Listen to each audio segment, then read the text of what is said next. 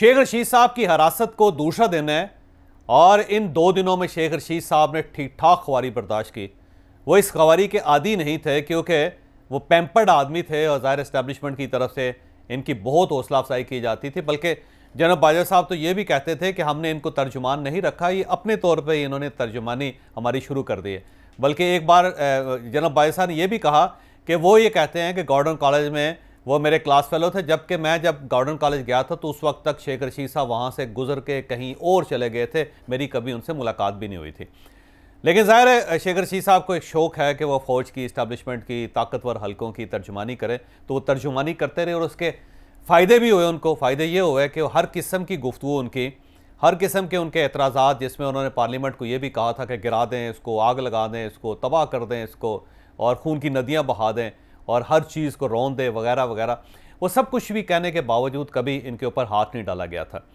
तो अब जब हाथ डाला गया है तो ज़ाहिर शेख रशीद साहब खासे परेशान हैं और उनको समझ नहीं आ रही कि अब क्या किया जाए।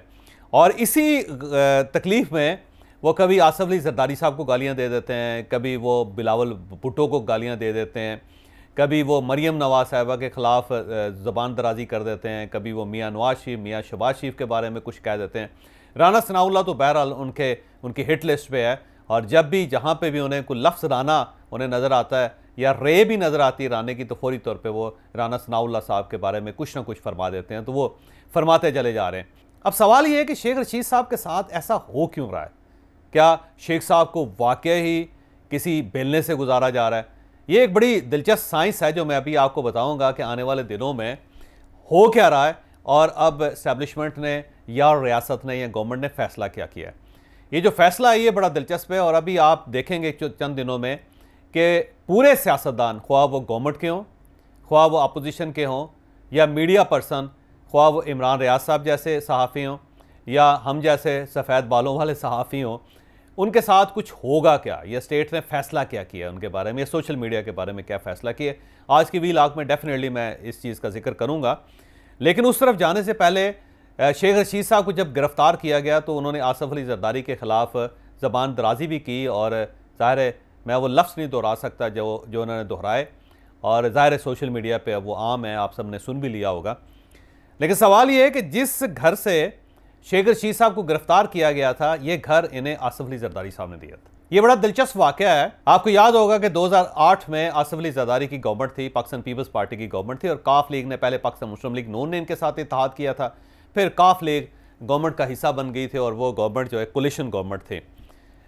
उसमें 2008 के इलेक्शन में शेख रशीद साहब अपने दोनों हलकों से हार गए थे और अब वो पार्लियामेंट से बाहर थे, तो वो पार्लियामेंट में किसी न किसी तरीके से अंदर आना, दाखिल होना चाहते थे। तो उन्होंने अपने एक दोस्त के ज़रिए आसफ अली जरदारी साहब से रब्ता किया।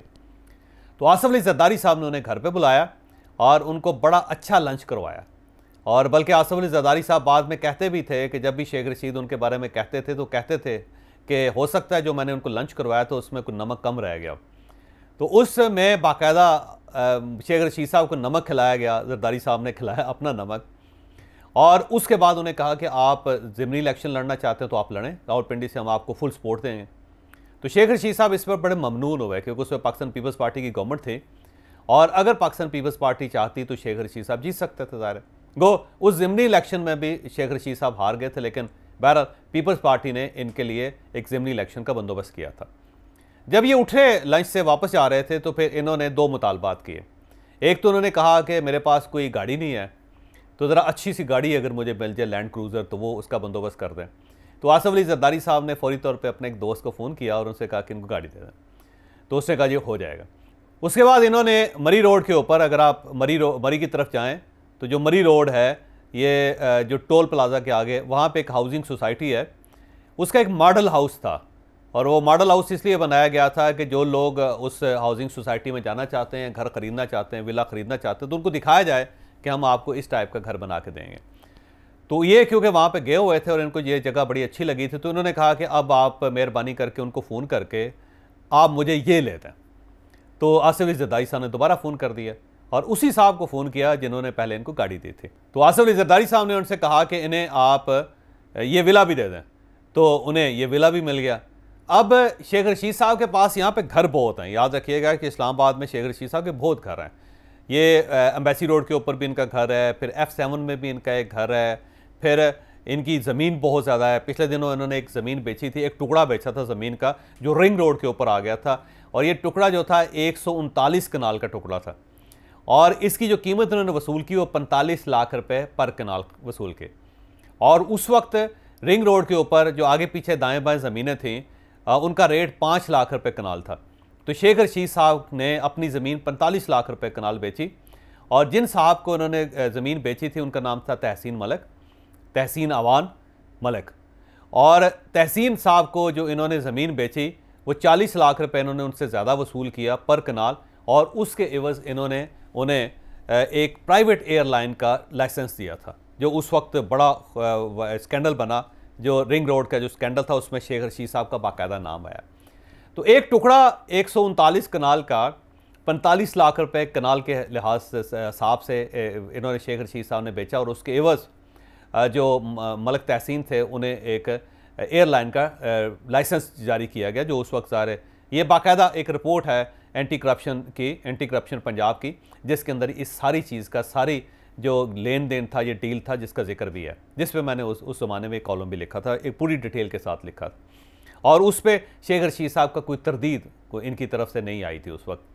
बहरहाल इनके पास बहुत से घर हैं, और इन घरों के अंदर एक घर जो है वो मरी रोड की तरफ जाएँ आप तो टोल प्लाजा क्रॉस करेंगे तो राइट साइड पे आपको एक हाउसिंग सोसाइटी नज़र आती है, उसके कुछ मॉडल हाउसेस नज़र आते हैं, और उनमें से जो सबसे अच्छा मॉडल हाउस है वो उसमें शेख रशीद साहब रहते हैं। तो शेख रशीद साहब को जब गिरफ़्तार किया गया तो शायद इसी घर से किया गया था, या फिर इन्हें मरी रोड के ऊपर से गिरफ़्तार करके इन्हें इस घर में ले जाया गया था। और ये घर जो है वो आसफ अली जरदारी साहब की देन है, उनकी मेहरबानी है। लेकिन उसी घर के सामने शेख रशीद साहब ने खड़े होकर आसफ अली जरदारी साहब को गाली दे दी। तो इससे आप अंदाज़ा कर सकते हैं कि कल का जो आपका मौसम था आज उसके बारे में आप क्या फरमा रहे हैं। तो एक तो चीज़ ये है कि शेख रशीद साहब का कमाल ये है कि शेख साहब ने क्योंकि आज तक किसी के साथ वफा नहीं की, इवन जिस मुशर्रफ साहब को वो सैयद परवेज़ मुशर्रफ कहते थे उनको भी ये छोड़ गए थे, और उससे पहले मियां नवाज शरीफ साहब को छोड़ गए, उससे फिर आसफ अली जरदारी साहब को छोड़ गए, फिर ये इमरान खान साहब के साथ शामिल हो गए वगैरह वगैरह। वो एक लंबी दास्तान है, उस दास्तान को दोहराने का कोई फ़ायदा नहीं। एक तो शेख साहब का ये अलमिया है कि शेख साहब किसी के साथ चल नहीं सकते, वो समझते हैं कि मैं एक सोलो फ्लाइट हूँ जो किसी और के साथ फ्लाई नहीं कर सकती, लिहाजा वो हमेशा अपने आप को बहुत इंपॉर्टेंट समझते हैं, और हैं भी वो, मैं इसमें कोई हर्ज भी नहीं है कहने में। लेकिन ये दौर जो अब आया है वो बदल गया।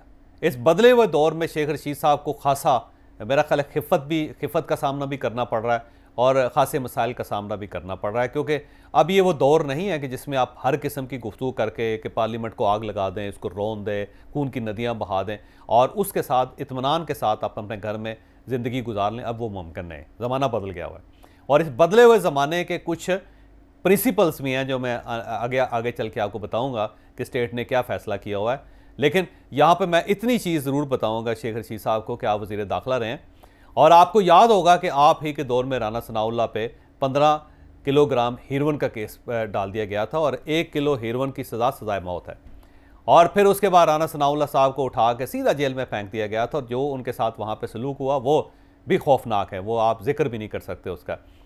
कल ही फवाद साहब जो प्रिंसिपल सेक्रेटरी थे मियां नवाज शरीफ साहब के, और बड़े ऑनरेबल ब्यूरोक्रेट हैं, पूरी ब्यूरोक्रेसी में सब लोग उनका एहतराम करते हैं। कोई एक भी शख्स ऐसा नहीं जो ये कहे कि फवाद जो हैं वो करप्ट थे या उन्होंने कोई बेईमानी की होगी। एक ऑनरेबल किस्म की फ़िगर, एक बड़ी अच्छी पर्सनालिटी, पढ़ा लिखा आदमी। जिस तरह उनको गिरफ़्तार किया गया था, और जिस तरह उनको जेल में रखा गया था, और जिस तरह उनको वाशरूम इस्तेमाल करने की इजाज़त नहीं दी जा रही थी, और जिस तरह उनके ऊपर पंखा गिरा, वो भी एक बड़ी दास्तान है। और जिस तरह उनको जेल के अंदर जो ह्यूमिलेट किया गया, वो आहा चीमा का इन्हीं का ज़माना था, शेख रशीद साहब का दौर था। आहा चीमा ब्यूरोक्रेट हैं और अच्छे ब्यूरोक्रेट हैं, और उनको कहा जाता है कि मियां शहबाज शरीफ की जो स्पीड है उसके पीछे आहा चीमा का खून लगा था। वो बड़ा उन्होंने काम किया जो उनके साथ सलूक हुआ। फिर आप आसफ अली जरदारी साहब को साइड पर रख दीजिए, हो सकता है उनके ऊपर जो केसेस हों वो ठीक हों। आप मियां नवाज शरीफ और मियां शहबाज शरीफ के केसेस को साइड पर रख दें, मरीम साहिबा के केस को साइड पर रख दें, हो सकता है कि वो कहीं ना कहीं को मुलव्वस हों। लेकिन सवाल ये है कि एहसन इकबाल का क्या कसूर था, क्योंकि एहसन इकबाल एक ऐसा शख्स है जिस पे सब लोगों को ट्रस्ट है, सब लोग ये समझते हैं कि वो ऑनेस्ट भी है, और दूसरा उसका दिमाग भी काम करता है। तो एहसन इकबाल को जिस तरह गिरफ्तार किया गया और जिस केस में गिरफ्तार किया गया वो इंतहाई अफसोसनाक था कि आपने स्टेडियम क्यों बनवाया नारोवाल में, और वो स्टेडियम भी युसरत गिलानी साहब के दौर में बना था, और उसका केस बना के जो बाद में साबित नहीं हो सका वो। फिर मिफ्ता इस्माइल के साथ जो सलूक किया गया कि वो वज़ीर ख़जाना एक बिजनेसमैन था जो जिस तरह उसको गिरफ़्तार किया गया। फिर शाहिद खाकान अब्बासी जो प्राइम मिनिस्टर रहे हैं, उनको मोटरवे के से निकलते हुए एग्ज़िट पे उनको गिरफ़्तार कर लिया गया था गाड़ी के अंदर से ही, और फिर जो उनकी ह्यूमिलेशन हुई वो भी सबके सामने है कि एक एक्स प्राइम मिनिस्टर है उसको आपने नीचे लटा दिया। फिर मियाँ नवाज़ को जिस तरह गिरफ़्तार किया गया, 3 बार के प्राइम मिनिस्टर वो, फिर उनकी बेटी को उनके सामने गिरफ़्तार किया गया वो, फिर हमज़ा शहबाज को जिस तरह गिरफ़्तार करके साल से ज़्यादा अरसा उनको जेल में रखा गया और कोई उनकी ज़मानत नहीं हुई। फिर मियाँ शहबाज शरीफ को 2 बार गिरफ़्तार किया गया उसको दे। फिर ख्वाजा साद रफ़ीक और उनके भाई को जिस तरह गिरफ़्तार किया गया और 1.5 साल उन्हें 1.25 साल उनको जेल के अंदर रखा गया और उनकी ज़मानत नहीं हो रही थी, कोई जज ज़मानत लेने के लिए तैयार नहीं था। फिर हनीफ अब्बासी को बाकायदा एफिडीन के केस में उनको मंशियात फ़रोश बना दिया गया और उसमें शेख रशीद साहब का बड़ा कंट्रीब्यूशन था। इन्होंने उस केस को किसी तरीके से हल नहीं होने दिया था और जिस तरह उनकी ह्यूमिलेशन हुई और उन्हें उम्र कैद, यानी एक शख्स को उम्र कैद, जो सियासत आपका सियासी हरीफ हो, जिस तरह उनको उम्र कैद दे दी गई और जो उनके साथ सलूक हुआ। अब ये शेख रशीद साहब के साथ सिर्फ 2 दिन ऐसे गुजरे हैं, तो इन 2 दिनों में वो अंदाज़ा कर सकते हैं कि जिन जिन लोगों ने 1.5 साल जेलों में गुजारा और जिस तरह ह्यूमिलेशन उन्होंने बर्दाश्त की, जिस तरह कोई जज उनका केस सुनने के लिए तैयार नहीं होता था, जिस तरह वो जेलों के अंदर फेंके गए, जिस तरह उनको वाशरूम की सहूलत नहीं दी गई, जिस तरह उनको सर्दियों में नंगे फर्शों पर लटाया गया और गर्मियों में उनको पंखा नहीं दिया गया, उन सब के साथ क्या हुआ होगा। तो मेरा ख्याल है ये रियलाइजेशन शेख रशीद साहब के लिए काफ़ी है, उनको ये सोचना चाहिए और PTI को भी सोचना चाहिए कि जब इनकी हुकूमत दोबारा आए तो उन्हें ये गलती नहीं करनी चाहिए। अब मैं आता हूँ कि स्टेट ने क्या फ़ैसले किए हैं। ये याद रखें कि स्टेट अब सीधी होगी हुई है। स्टेट ने यह फैसला कर लिया है कि अब अगर कोई शख्स इल्ज़ाम लगाएगा तो उस शख्स के साथ ठीक ठाक सख्त हाथों से निपटा जाएगा। आपके सामने शहबाज गिल का केस है, उसके बाद तो मेरा ख्याल ये था, बल्कि सबका ख्याल ये था कि शायद स्टेट अब किसी को हाथ नहीं लगाएगी, लेकिन उसके बाद आज़म स्वाति साहब का केस देख लें और इसके बाद जो अब तेज़ी आई है जिसमें फवाद चौधरी साहब का केस है, जिस तरह उनको गिरफ्तार किया गया, जिस तरह उनको मोटरवे पर घुमाया गया, वो भी सबके सामने है। जिस तरह शेख रशीद साहब को गिरफ्तार कर लिया गया, जिस तरह शानदाना गुलजार साहिबा को इनके खिलाफ वारंट जारी हो रहे हैं, इनको बुलाया जा रहा है और इनकी गिरफ्तारी भी हो जाएगी। तो ये फैसला हुआ है स्टेट की तरफ से कि कोई शख्स अब इल्ज़ाम लगा के अपने घर में इत्मीनान से नहीं बैठ सकता, उसे उसके नताइज भुगतना पड़ेंगे। सेम इसी तरह कोई शख्स किसी अदारे को, नेशनल कौमी अदारे को अगर मुर्दे इल्ज़ाम ठहराएगा, उसकी बुली करेगा, उसको दबाव में लाने की कोशिश करेगा या उसका मुंह चढ़ाएगा, तो उसके साथ भी ठीक ठाक सलूक होगा, उसे भी उसका नतीजा भुगतना पड़ेगा। अब ये हो नहीं सकता कि इलेक्शन कमीशन या इलेक्शन कमिश्नर के बारे में आप कोई ख्यालात किसी का इजहार करें और उसमें इंसल्टिंग आपका बिहेवियर हो और आपके खिलाफ केस ना हो, ज़रूर होगा और उसके बाद गिरफ्तारी भी होगी। और अब ये नहीं हो सकता कि फ़ौज के ख़िलाफ़ अगर आप बात करें, इस्टेब्लिशमेंट के ख़िलाफ़ बात करें और आपको आराम से घर जाने दिया जाए, फिर डेफिनेटली आपको गिरफ्तार किया जाएगा और आपको इसका नतीजा भुगतना पड़ेगा। और तीसरा ये फैसला हुआ है कि जो प्रोपेगेंडा करने की मशीनें हैं कि आप मुल्क में स्टेबिलिटी नहीं आने दे रहे, तो इन तमाम मशीनों को भी बंद कर दिया जाएगा। यानी ये हो नहीं सकता कि मैं स्टेट के ख़िलाफ़ को बयानियाँ दूँ और उससे स्टेट को नुकसान हो और मैं आराम से घर पे बैठ के मज़े से ज़िंदगी गुजारूँ, सुबह कॉफ़ी पीऊँ, टांग पे टांग चढ़ा के मैं अखबार पढ़ूँ या TV देखूँ, तो ये नहीं हो सकेगा। तो स्टेट ने अब 3-4 बड़े फ़ैसले कर लिए हैं। तो अब मेरा नहीं ख्याल कि इल्ज़ामात के बाद या फिर इदारों के ऊपर कीचड़ उछालने के बाद या फिर मुल्क के ख़िलाफ़ प्रोपेगेंडा करने के बाद आपको आराम से ज़िंदगी गुजार सकेंगे। तो अब ये गिरफ्तारियाँ जो इनका सिलसिला चलता रहेगा, ये अब सिलसिला इतनी जल्दी ख़त्म नहीं होगा। और आखिर में इमरान खान साहब के बारे में याद रखिएगा कि जब भी किसी लीडर के बारे में फ़ैसला होता है तो उसकी 3 स्टेजेस होती हैं।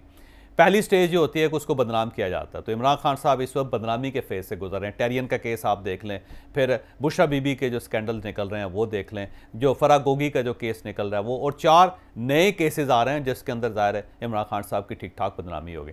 तो अभी जो है ना, तोशा खाना हो या फिर ये फार्म फंडिंग केस हो, ये सारे केस वो हैं जिसमें इमरान खान साहब को बदनामी के अमल से गुजारा जा रहा है। और इसके बाद जो एक फ़ेज़ होगा उसमें डिस्क्वालिफिकेशन होगी। फिर इमरान खान साहब को 3-4 मुख्तलिफ केसेस में डिस्क्वालिफिकेशन का सामना करना पड़ेगा। उन्हें टेरियन के केस में भी करना पड़ेगा, क्योंकि याद रखें कि टेरियन के केस में 3500 दस्तावेज़, 3500 डॉक्यूमेंट्स अमेरिका से आए हैं जो बाकायदा सर्टिफाइड है। और पहली मरतबा ऐसा हुआ है कि उसमें सर्टिफिकेशन है, उसमें इमरान खान साहब की माजरतनामा भी एक मौजूद है जिसके ऊपर बाकायदा स्टैंप लगी है वो अमेरिकन कोर्ट की, और वो नोटरी पब्लिक हुए हैं। वो डॉक्यूमेंट्स जो है ना, जो ये केस चलेगा वो अदालत में पेश किए जाएंगे। तो टेरियन का केस है, फिर इसके साथ साथ बुशरा बीबी का केस है कि जो इद्दत के अंदर उनकी शादी हुई थी, उसके अंदर सिर्फ एक एविडेंस है, अब वो सिर्फ एक शख्स का बयान आना बाकी है और उसके बाद ये केस भी खुल जाएगा। तो ये सारी जो चीज़ें हैं, ये ज़ाहिर है इमरान खान साहब को अब इन सब को भुगतना पड़ेगा, इसको देखना पड़ेगा। और तो इन सब केसेस में ज़ाहिर है इमरान खान साहब की डिस्क्वालिफिकेशन होगी, और डिस्क्वालिफिकेशन 3-4 केसेस में होगी। ये नहीं हो सकता कि आप किसी एक केस की डिस्क्वालिफिकेशन को चैलेंज कर लें। जब आप 4-5 डिस्क्वालिफिकेशन होंगी तो आप किस किस केस को लड़ेंगे? टेरियन का केस होगा, बुशरा बीबी का केस होगा, फिर तोशा खाने का केस होगा, फिर फॉरेन फंडिंग केस होगा, फिर अगले जो आने वाले 3-4 केसेस हैं वो होंगे। तो मेरा ख्याल है 6-7 किस्म की डिस्क्वालिफिकेशन का सामना करना पड़ेगा इमरान खान साहब को। और उसके बाद जो आखिरी फेज़ है वो गिरफ्तारी का फेज़ है कि जब इलेक्शन करीब आएंगे तो मेरा ख्याल है इमरान खान साहब को उस वक्त गिरफ्तार कर लिया जाएगा। तो ये फ्यूचर की पॉलिटिक्स है जो जिसका अहवाल मैंने आपके सामने रख दिया।